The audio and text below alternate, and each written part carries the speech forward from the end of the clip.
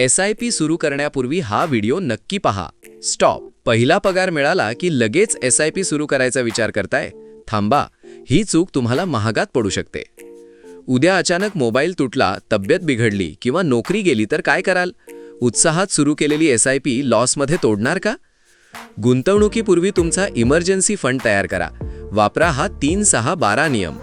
तुम्ही अविवाहित असाल तर 3 महिन्यांचा खर्च, कुटुंब असेल तर 6 महिन्यांचा खर्च, व्यवसाय असेल तर 12 महिन्यांचा खर्च बाजूला ठेवा.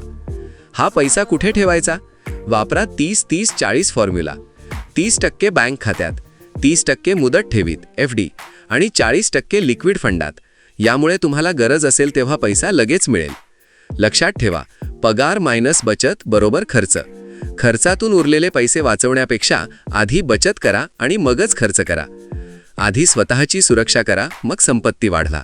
अशाच फायनान्शियल टिप्ससाठी आत्ताच फॉलो करा.